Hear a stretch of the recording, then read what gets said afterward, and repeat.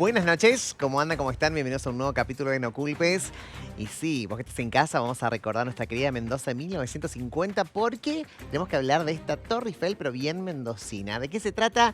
En un ratito. Antes, ¿querés comunicarte con nosotros? Dale a Celón, nuestro WhatsApp 261-300-1600 y también nuestra zona digital @Replay Contenidos.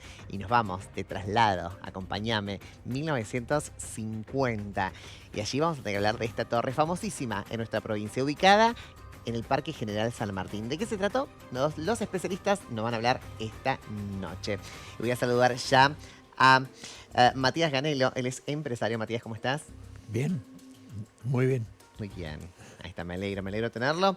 También voy a saludar a Claudina Massini, titular de la Facultad de Arquitectura de la Universidad de Mendoza. Claudine. ¿Cómo estás? Muy bien.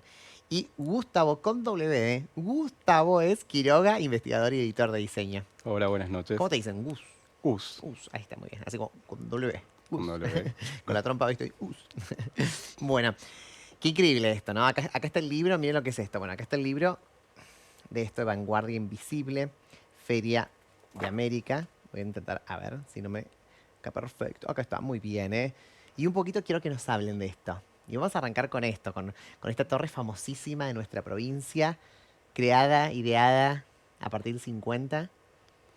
Sí, te cuento. Es Sí. una torre alegórica que hace entrada a lo que va a ser la Feria de América. Sí. La Feria de América se realiza en el Parque San Martín, alrededor del Perilago.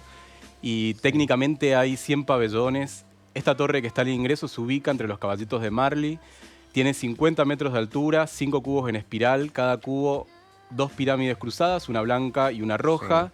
Y técnicamente un sistema de sonido que se emite alrededor de la torre es la musicalización que después se sincroniza con luces que se prenden y apagan en la torre. Entonces es de alguna manera un instrumento sonoro lumínico que se instala en el ingreso del parque. Ajá, perfecto.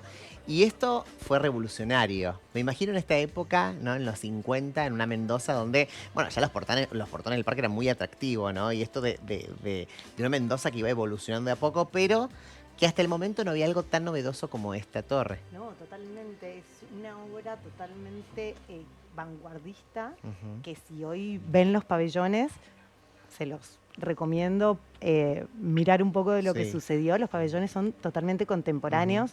No, es muy difícil como asociarlo cuando Sí. uno ve las fotos de la sociedad, de las personas, a lo que se construyó en ese momento. 100 pabellones de distintos países, de distintos ministerios, de distintas provincias, con una vanguardia increíble para la época. Sí, no, y eso te iba a preguntar, ¿no? Eran, quienes obviamente crearon esto, ¿tenían que ver con mendocinos, argentinos o se buscó gente del exterior? Porque había que romper un poquito con todas las estructuras que veníamos para armar algo así.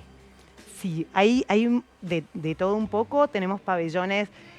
En realidad esto se busca como un encuentro latinoamericano, americano, que se va a dar en Mendoza, potenciando a Mendoza como un lugar que sale como una potencia en industrias, en diseño, en arte y en todo lo que se puede reflejar en estos lugares.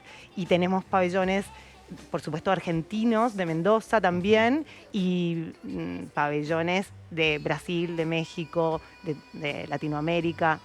Hay un poco de todos lados. Ajá, sí. Y eso es lo que uno apuntaba, ¿no? Porque dice, bueno, a ver, vamos a armar esto, ¿no? ¿Cómo lo toma la sociedad mendocina?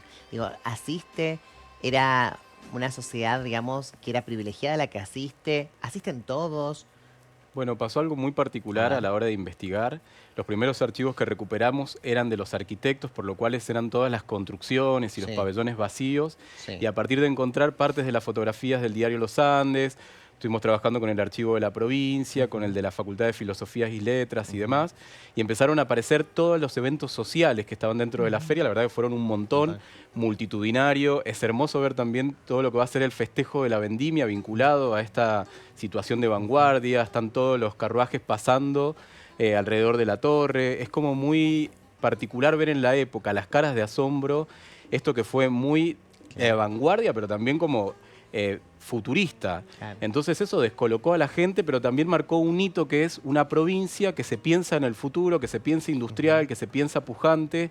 Obviamente Mendoza tenía una particularidad muy fuerte, es la época que se estaban haciendo también los diques, se estaba pensándose el Ñubil, es una potencia regional muy relevante. Quiero un poquito de Matías, ¿no? Que nos cuente un poquito la historia de sus padres, ¿no? De la llegada a nuestra provincia.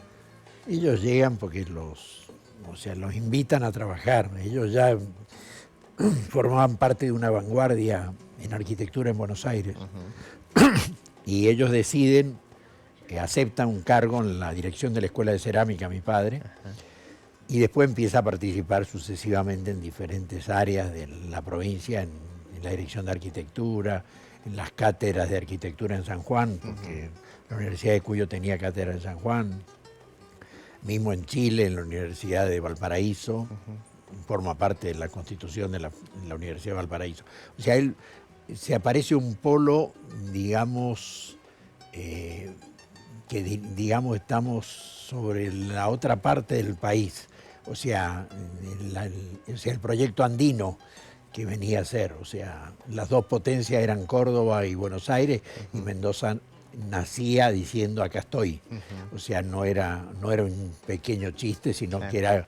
que estaba decidida Mendoza a salir. Total. La industria pescarmona hizo una inversión fabulosa justamente en esa época. Hubieron otras industrias en San Rafael, así también del potencial de pescarmona, que se instalaron justamente para eso, o sea, para cambiar un poco la imagen. Y creo que a través de la feria esa llegó mucha tecnología nueva, maquinaria italiana, se habló mucho de cómo cambiar, o sea, hacer una una industria del vino de bodega mucho más tecnificada que la que teníamos, Bien. que era muy antigua y que necesitaba un cambio. Yo creo que fue un momento muy fuerte Sí, ¿no? en el país, gente muy importante se movieron gente de las universidades de Tucumán, de la Universidad de Córdoba, de la Universidad de La Plata, un montón de gente se acercó a participar en la creación de los pabellones. Hay registros muy importantes de pabellones hechos por arquitectos importantes de todo el país, no solo fue Mendoza, no solo fue Buenos Aires. Además me imagino, ¿no? Esto remontando un poquito a la época, ¿no? Uno habla del mendocino conservador, de una provincia conservadora, pero sin lugar a dudas que específicamente con este hecho demostró que el arte vanguardista estaba más vivo que nunca. Sí, hay una particularidad que esto se piensa en el 53, se produce en el 54 y en el 58 se funda la primera carrera de diseño de Argentina que pertenece a la Universidad Nacional de Cuyo. Y esa carrera de diseño en realidad se piensa como un arte aplicado a la sociedad a través de los objetos, de las formas utilitarias, digamos, como una visión integral entre la arquitectura y todos los elementos que forman el hábitat, lo cotidiano, digamos, estos muebles, lo electrónico, cualquier pieza podría ser concebida desde el diseño. Bien. Cuando uno habla de especialista de diseño y todo eso, me imagino que en ese momento estaban muchas carreras arrancando, ¿no? Y esto de empezar a investigar quién lo hizo, cómo lo hizo, de perfeccionarse, de armar la carrera, ¿no? ¿Dónde se busca? Vuelvo a repreguntar esto, porque me imagino que algo tan loco, me imagino que lleva una propuesta, lleva una aprobación, ¿no? Y acá entra un poquito la política del momento, ¿no? Bueno, hay una idea de trazar el corredor bioceánico entre Brasil, Argentina y Chile. El paso de Mendoza a Chile era súper relevante en esa época, lo sigue siendo hoy. Convocar a todos los países de Latinoamérica para armar un polo latinoamericano de países, de ministerios de obras públicas, de provincias, de departamentos regionales. Todo eso congrega una idea muy fuerte de vinculación política y además es una muestra de las proezas tecnológicas de la época. Entonces, cuando uno ve el pabellón, no solamente ve desde arquitecturas efímeras muy relevantes, sino también está el pulqui, el tractor Pampa, hay un montón de desarrollos metalmecánicos muy relevantes para la época a nivel país. Perfecto. Ha sido ahí como como esto sucede en el 54 y en el 55, se viene la Revolución Libertadora, ha sido difícil para nosotros conseguir todo el material. Este material que vos ves ha tenido Increíble. años de búsqueda, como en esa primera edición. Vamos a mostrar un poquito. Y con esta segunda Tanto trabajo merece ser edición, mostrado. Le digo al señor director que nos enfoquemos un poquito en algunas imágenes de este libro. Si no es que se me cae todo, porque bueno, lo voy a dejar acá. y con No esta puedo. segunda edición, que la idea es seguir ampliando, Claro. porque seguimos consiguiendo archivos gracias a un montón de archivos que se abren y que nos brindan, digamos, la información que ellos tienen. El Archivo General de la Provincia, el Archivo de Fotografías Históricas de la Universidad de Cuyo. Bueno, hay un montón de gente que colabora en esta investigación. Y sobre todo cómo se ve el armado, ¿no? Porque la verdad que son, como decía recién Gustavo, 100 pabellones, de los cuales Muchísimo. todavía no tenemos la información de todos. Seguimos encontrando, siguen apareciendo como si fuera... siguen apareciendo nueva información para Mira, esas desplegables, si las tirás, terminar Claro. la vas historia. a ver ahí una vista panorámica del lago, muy linda. Acá. Y piensen eso para la época porque está el lago Sí, con genial. unos puentes, en la isla hay una pista de baile. Ujú. En realidad es como muy particular la fisionomía y cómo cambia la presencia esta del parque para la instalación de estos 100 pabellones, cómo esto se desmonta, digamos, se arma y se desmonta en tiempo récord, son todas Totalmente. arquitecturas efímeras. Solamente sobrevive un solo pabellón de la feria, que es el que está actualmente el gimnasio y parte de la sede de la policía ahí en el parque. Sí. Y es un pabellón que todavía no ha sido nombrado de patrimonio moderno, entonces también estamos trabajando en que esto se pueda cuidar, que se contemple la preservación de este edificio. Por ahí la gente se va a acordar porque hay una escalera, que es una escalera a la nada, hay un pedazo de construcción, que es algo también que queda como una huella de la feria. Y bueno, parte del proyecto también es recuperar estos espacios, volver a armar en el parque un sentido más turístico y de vinculación con las industrias regionales, poder retomar esta arquitectura. Eso que están viendo ahí en pantalla es absolutamente moderno, es el pabellón de Chile, está hecho con pedazos de madera, digamos, es el mismo módulo de una tablita de madera que se repite en el espacio y se arma esta cúpula casi como un rulero gigante. Magistralmente. Y pensá esto mismo instalado en 100 pabellones de vanguardia, No, con un no. nivel de arquitectura futurista Impresionante. para la época.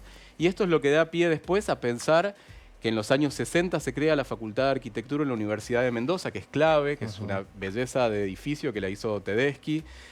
Y hay algo muy particular que tiene que ver un poco con la idiosincrasia local, que es que nosotros en Mendoza a veces no reconocemos esto, pero a nivel nacional e internacional es un hecho de Total. ultra vanguardia y reconocimiento. ¿Por qué crees que La verdad es que hay que decir que si no investigamos con el equipo de producción, no siempre estamos como sacando temas para el programa y informándonos a través de diarios, a través de distintos artículos. Y bueno, justo sale la nota en el diario La Nación, ¿no? Y digo, bueno, a nivel nacional le estamos diciendo. Y ahí fue como, che, qué bueno que está esto, ¿por qué le damos difusión? ¿Por qué creen que cuesta? Digo, si nosotros hubiéramos hecho esta investigación, no conocíamos acerca de esta Torre Eiffel mendocina, ni siquiera del hecho. Mira, hay algo muy particular que es que, por ejemplo, la muestra que se exhibe actualmente en el Malva sobre Sí. diseño, que se llama Del cielo a casa, Sí. muestra parte de los planos, una maqueta y demás elementos de la Feria de América, y es uno tal vez de los atractivos que tiene la feria. El MoMA es un museo internacional que está en Nueva York, súper relevante, y en la época que se han revisado proyectos de arquitectura, uno de los hitos que siempre viene a la mente es la Feria de América. Entonces uno ve que hay cabezas, críticos, curadores, pensadores a nivel internacional que lo marcan como un acto fundamental y fundante del diseño en el país y en el continente. Y en Mendoza tal vez lo tenemos un poco olvidado. Parte de la idiosincrasia, parte de olvidar algunos sucesos muy modernos, muy disruptivos. Pensar la Torre de América puesta entre medio de los caballitos de Total. Marley en la época puede haber sido sorprendente. Y yo creo que esa especie de quiebre social es parte de lo que también después adormeció toda la feria. Y hoy día, que Mendoza también ha evolucionado, la cabeza de la sociedad es mucho más visionaria, es un momento cumbre para pensar otra vez la torre instalada y repensar a Mendoza como un proyecto también de vanguardia y de futuro.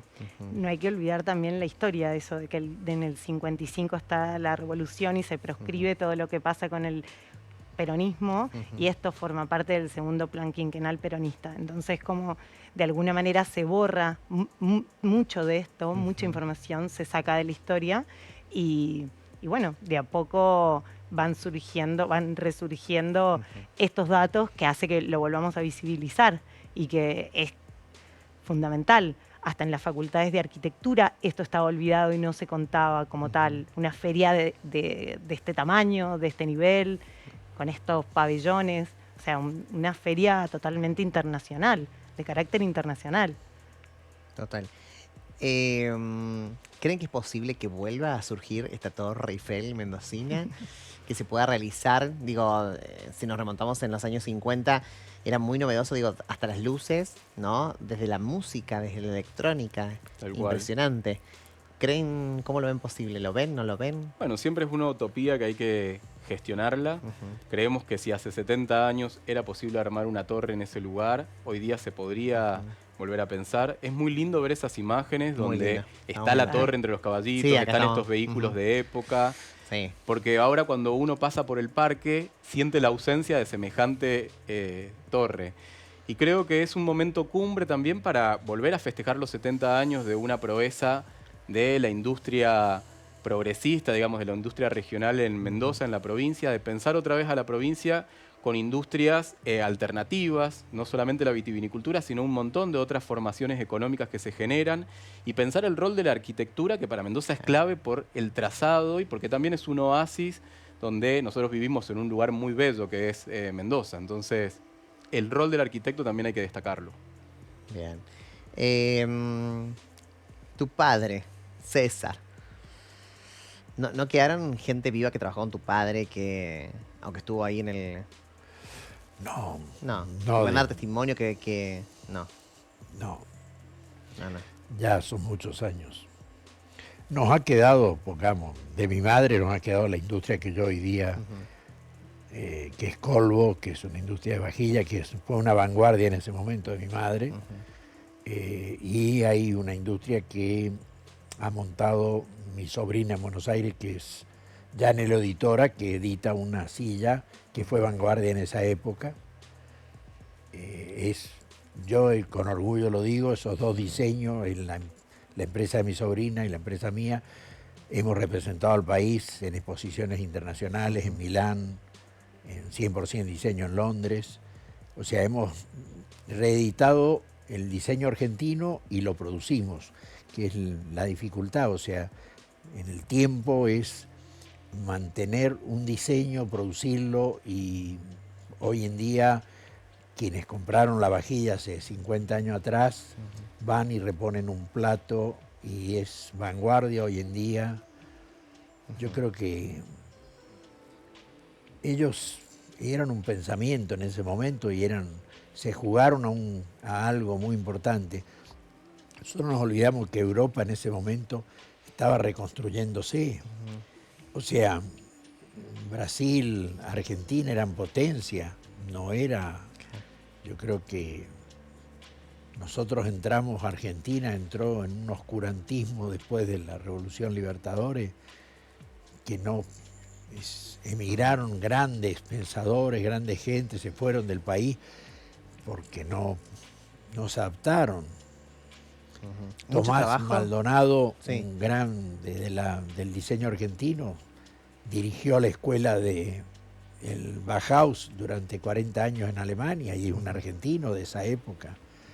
Mauricio Kagel, que hizo la música, dirigió la escuela de música de Colonia durante 50 años, son argentinos que se fueron, pero en ese momento eran una vanguardia, era todo un grupo muy grande. ¿Y le costó mucho? ¿Qué te acordás de Hay esa época de tu gente, viejo? De tu viejo, ¿qué te acordás de esa época? ¿Le costó mucho, digamos, este monumento, esta torre? No, tuvo mucho apoyo. Mucho apoyo. Mismo gente como Tedeschi, Cotini, Brujavini, gente que hoy día son grandes arquitectos reconocidos en Mendoza, fueron parte de ese equipo. ¿Sabes cuánto tiempo demoró en realizar esto? La feria, Sí. Sí. La torre específicamente. la torre aproximadamente se montó en 3 meses, estaba montada. Ajá. No sé si en menos tiempo fue Claro, montada. Fue como una, tiempo, sí. se trabajó a alta velocidad, Mm. fue una cosa. Bueno, Gustavo ha encontrado registros en donde era muy llamativo la atención que vos dijiste. la gente que tenía que trabajar en la torre tenían condiciones especiales porque era una cosa de altura, era una novedad trabajar a esa altura y montar una estructura de hierro a esa altura. Y como eran... Eran acróbatas de menos de 30 años y hasta 65 kilos con un estado de salud perfecta. Y piensen eso ensamblando la torre como una especie de mecano, entonces eran todos nodos con tornillos y demás, y eso se iba ensamblando y iba tomando altura y dimensión. Entonces, para la época también es una proeza. Sobre todo pensar una Mendoza post-terremoto de San Juan en el Claro. 44.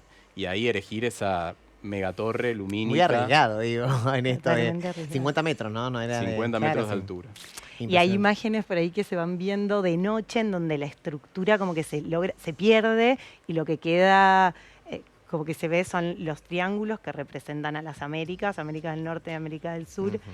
con dos colores y es lo que se ve, eso es lo que queda como en la noche porque están iluminadas. Hay imágenes muy bonitas que se muestra cómo cambia de día y de noche esa torre.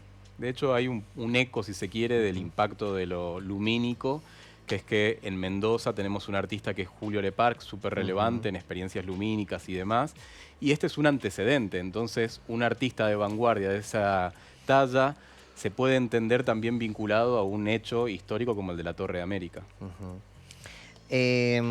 Una de las cuestiones por cual no permaneció, vos crees, me dijiste obviamente el tema de Perón, del plan quinquenal, de la eliminación, ¿no? De todo lo que tiene que ver con este plan, y entra la torre, ¿no? En realidad, ¿Vos todas crees que una de las estas... causas fue esa de la desaparición? No, pienso más de eso en cuanto a la historia contada, Bien. porque en todas estas ferias que se hacen internacionales generalmente son elaboradas para efímeras, o sea, es arquitectura efímera que está en un momento y que vienen pensadas para poder ser desmontadas en poco tiempo. Ujú. Eso es una clave como de este tipo de arquitectura, que se pueda montar y desmontar en poco tiempo. Claro. Y eso, esta torre y estos pabellones estuvieron pensados de esa manera, para ser desmontadas. Por ¿Qué? ahí lo que se puede perder es la historia en general de la feria, que hasta esa primera edición del libro no había mucha información y que cuesta llegar a encontrar la información de todos los pabellones y de todo lo que sucedió. Cuando uno habla de la Torre Eiffel, digo, y habla de París, de Francia, habla de una historia y habla que está ahí obviamente por una cuestión cultural, reflejo de la sociedad, y hay una historia detrás de ello. ¿Qué valor cultural nos daba esta torre a nosotros? Bueno, hay algo que es clave acá, Sí. que es la primera vez que se trabaja arte multidisciplinar. Es decir, que no hay un artista plástico, no hay un escultor, sino que es la fusión entre un músico, una diagramación lumínica, arquitectos, pensar una torre sonoro-lumínica, es decir, como un instrumento musical y temporal, porque la gente también caminaba alrededor de la torre y escuchaba sonidos distintos a través de parlantes, y eso sincronizado con las torres era un espectáculo espacial. Entonces es una concepción absolutamente nueva para la vanguardia o para lo que se entiende como arte, y sobre todo para arte tradicional, que es lo que estaba en la provincia. Entonces, la verdad es que fue único a nivel nacional y también se la considera vanguardia a nivel internacional y mundial. Piensen que la música, que es una música, una pieza concreta significa que son ruidos mezclados con elementos musicales, pero sobre todo hay una composición hecha a partir de ruidos, se la considera la primer pieza electrónica a nivel latinoamericano. Entonces estamos hablando del comienzo de la música electrónica, digamos, previo a las rave, que ahora son muy de moda y es algo cotidiano para toda la juventud, existía una Torre de América haciendo vanguardia en el 53-54. Bien, bien. Insólito. Sí, no, total, ¿no? Y cuando uno habla de vanguardista, decimos la gente, es un poco romper los estereotipos culturales desde el momento, ¿no? El contexto. Es aquel arte, aquella persona, aquel momento donde rompe, ¿no? Donde venimos un legado cultural y donde algo nos hizo como un ruido. ¿Cómo lo tomaría hoy la sociedad mendocina esto, ¿no? Esto de generar esta torre? ¿Lo vería como un hecho histórico, como algo novedoso? Como Creo- algo que nos representa, porque uno cuando dice Mendoza, claramente uno no está enfocado en esta historia particular. ¿Nos representa como mendocinos?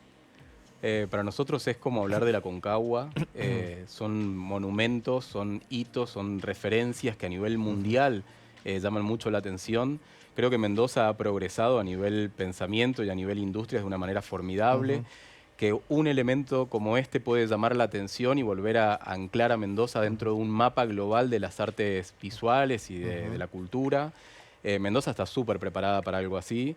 El impacto que puede tener a nivel turístico es mucho más insólito de lo que pensamos y sobre todo pensarlo con las tecnologías actuales donde hoy día existe el mapping, existe la realidad virtual, existe un montón de la inteligencia artificial, digamos, la torre exponencial a la contemporaneidad puede ser algo de locos.